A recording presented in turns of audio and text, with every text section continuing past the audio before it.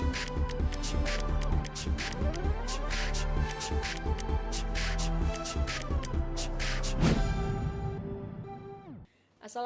warahmatullahi wabarakatuh. Halo sahabat inovasi, jumpa bersama saya Ika Oktavianti dari Badan Penelitian dan Pengembangan Daerah Provinsi Sumatera Selatan dalam acara One Day One Innovation. Satu hari satu inovasi, tiada hari tanpa inovasi. Sahabat inovasi, saat ini inovasi menjadi sebuah keharusan. Dunia terus berubah sehingga kita harus lebih adaptif dan inovatif.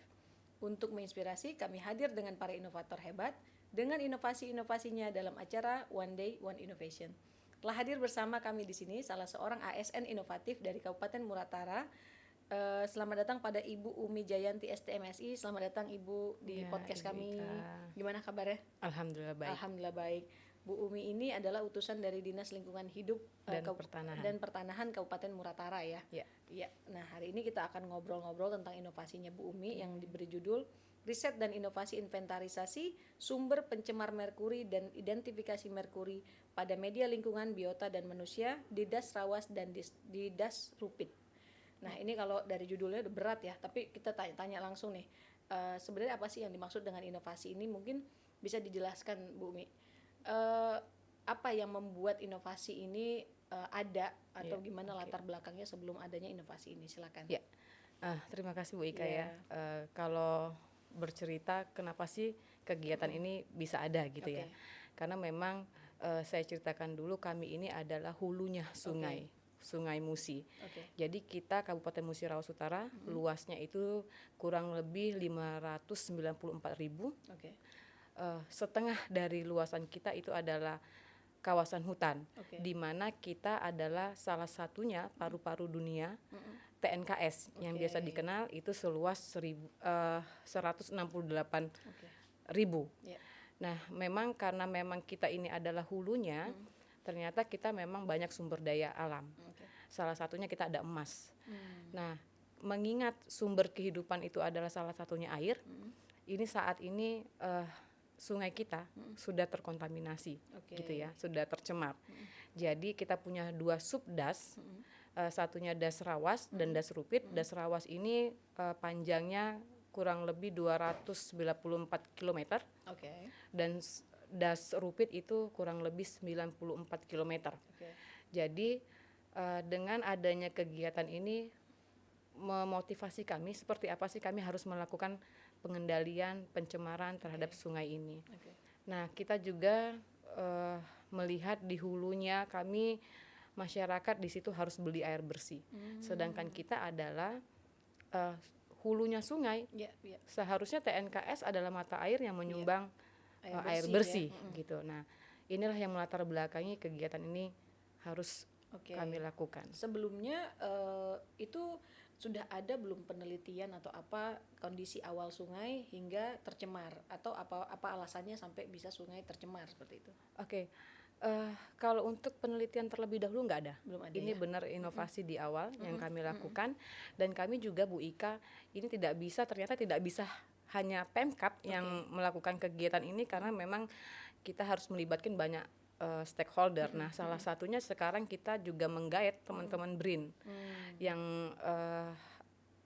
di Serpong. Nah, ini yang kita lakukan sekarang. Jadi kerjasama dengan Badan Riset Inovasi Nasional. Nah, tujuan atau manfaatnya sendiri dari adanya riset ini mungkin bisa dijelaskan seperti apa? Kalau tujuan sih kita ingin pertama, air ini adalah sumber mata air yang nanti bisa dimanfaatkan kembali oleh masyarakat kita, karena kita punya 7 kecamatan. Di 7 kecamatan itu semua masyarakat kita kecamatan memanfaatkan air sungai, Bu Ika. Itu kita pertama tujuan kita ya. Manfaatnya mungkin banyak ya. Manfaatnya kalau misalkan air ini kita lakukan identifikasi dan inventarisasi di awal, kita mengembalikan fungsi air sebagaimana mestinya, karena memang sumber kehidupan baik manusia maupun biotanya. Nanti juga ke Pemda juga ada manfaatnya, bisa mengambil kebijakan, dan teman-teman aparat penegak hukum juga nanti akan mendapatkan manfaat ketika mereka melakukan penindakan hukum di situ. Sebelumnya ini diinisiasi inovasi ini dari tahun berapa nih? Ini kita baru Baru Bu di Ika. 2022. Baru di 2022. Berarti di awal tahun 2022 ya. Di awal tahun Nah, 2022. itu udah ada belum dampak dari hasil risetnya atau kalau di sini kan pencemar merkuri ya, berarti rata-rata setelah dicek itu bahan pencemarnya adalah merkuri gitu ya. Iya. Nah, ada nggak dampaknya yang sudah dilakukan, yang sudah dirasakan sama masyarakat setempat dengan adanya riset ini? Oke, kita sih berharapnya nanti ini kita lakukan secara komprehensif sampai ke implementasinya akan seperti apa gitu ya Bu Ika. Harapan kita nanti ke depannya bahwa ada perhatian khusus dari pemerintah pusat dengan adanya inovasi ini, maka akan dilakukan remediasi lahan terkontaminasi. Itu salah satunya. Kedua, mungkin ada teknologi yang ramah lingkungan untuk masyarakat kita tetap melakukan pengelolaan emas di sepanjang, karena kita berbicara merkuri. Jadi memang nanti masyarakatnya akan memanfaatkan teknologi itu. Dan ketiga juga mungkin ini adalah data-data yang bisa dimanfaatkan baik itu di kabupaten tadi yang saya ceritakan sampai ke provinsi, bahkan nasional ya. Bahkan nasional karena memang nanti hilirnya itu adalah Sungai Musi kita, Bu Ika. Jadi gitu. Memang kalau bicara soal lingkungan itu kita harus lebih concern ya, karena memang ini dimanfaatkan sama masyarakat di sekitar das tersebut gitu ya. Ada nggak hasil atau riset yang sudah ada sementara ini dengan adanya kerjasama dengan BRIN ini? Ya, insya Allah kita sudah ada ini ya, sudah lakukan uji sampling ke lab, kerjasama juga dengan lab provinsi, DLHP provinsi, dan sebagian dikirim ke BRIN. Insya Allah nanti kita akan lakukan FGD. Nah, untuk di 2023 mungkin kita akan adakan live site Bu Ika. Kita berharap ini nanti sampai ke teknologi, sampai kita sampai ke ini ya. Dari sisi pengawasannya berjalan nanti, dari sisi penanggulangannya seperti apa. Jadi itu harapan kita dengan adanya inovasi. Berarti ada target yang ingin dicapai ya setelah ini gitu. Mungkin tidak hanya kerjasama dengan BRIN, tetapi nanti berkembang lagi kerjasama internasional ataupun yang memang bisa menghasilkan teknologi ke depannya seperti itu ya. Sekarang teman-teman BRIN juga meng-hire teman-teman dari JICA ya.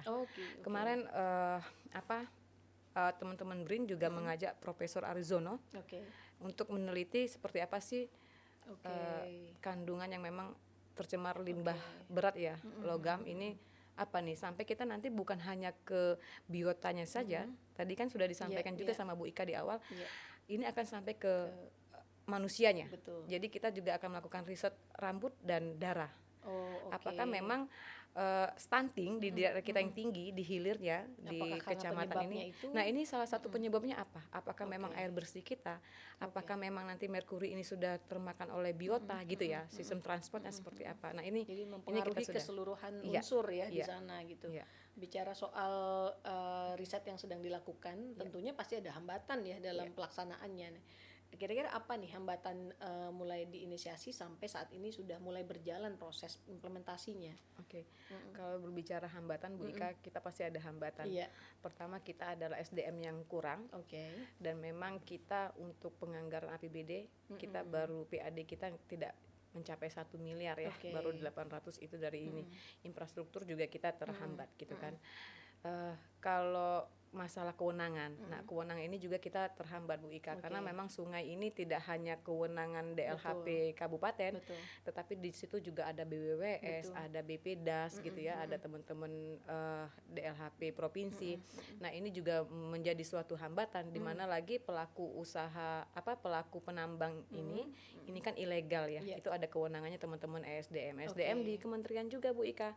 Jadi ada beberapa juga yang di sepadan sungai melakukan kegiatan, ternyata penambangan ini masuk dalam kawasan hutan dan ini menjadi kewenangan teman-teman kehutanan. Jadi kalau berbicara hambatan, banyak saya sekali rasa hambatannya banyak sekali Bu karena Ika. Seluruh stakeholder yang terlibat tuh harus sinergi gitu supaya tujuan yang mau dicapai bisa tercapai sesuai dengan yang diharapkan gitu ya. Nah, cuma kalau teknologi kan ini berbicaranya karena dampak dari penambangan ya, penambangan emas gitu, sehingga berdampak kepada pencemaran air gitu ya. Nah, itu apakah ada target ke depannya untuk menciptakan teknologi agar keduanya bisa berjalan atau seperti apa Bu? Ini kita sudah beberapa kali mengadakan Zoom meeting ya, karena kita kondisi seperti ini. Jadi kita udah beberapa kali pertemuan dengan Dirjen Pengendalian Pencemaran Dampak Lingkungan juga, KLHK, dan kebetulan ada Direktur Pengendalian lahan terkontaminasi, gitu. Jadi Pemkab itu punya tugas sendiri. Nanti kita mulai menyusun RAD, rencana aksi daerahnya akan seperti apa, rencana fungsi pengelolaan lingkungan hidupnya seperti apa.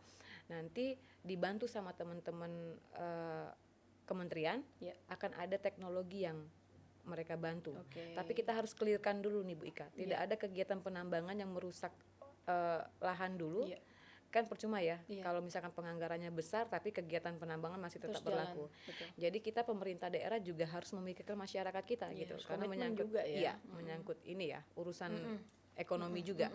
Jadi nanti masyarakat tetap tercover, bisa melakukan kegiatan dengan cara legal gitu ya, tapi tetap memperhatikan lingkungan berkelanjutan. Kita seperti itu pengennya. Baik.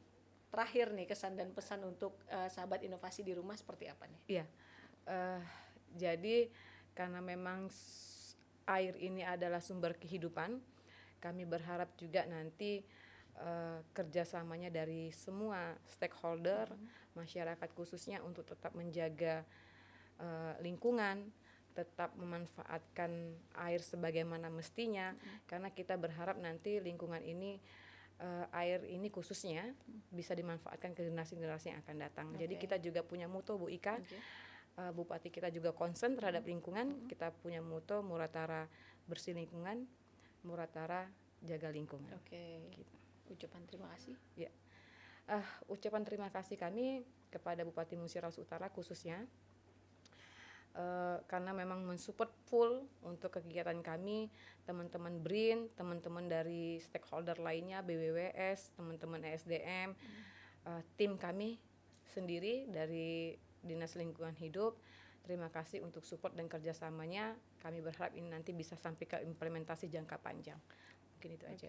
Terima kasih sekali lagi Bu Umi atas waktunya. Sama-sama, nanti kita undang lagi ya. Boleh. Untuk mengabarkan perkembangannya seperti apa teknologi yang sudah dihasilkan ataupun dampaknya lebih lanjut untuk biota maupun manusia seperti itu ya. Terima kasih Bu Umi atas kedatangannya. Sahabat inovasi, untuk mengetahui lebih lanjut tentang inovasi ini bisa meninggalkan pertanyaan ataupun komentar di kolom komentar podcast YouTube kami. Tetap ingat, kita punya jurus 4S. Setiap orang adalah inovator, setiap masalah bisa menjadi peluang inovasi, setiap solusi harus sinergi, dan setiap inovasi harus konkret hasilnya. Berjumpa lagi dengan kami di podcast One Day One Innovation selanjutnya. Salam inovasi.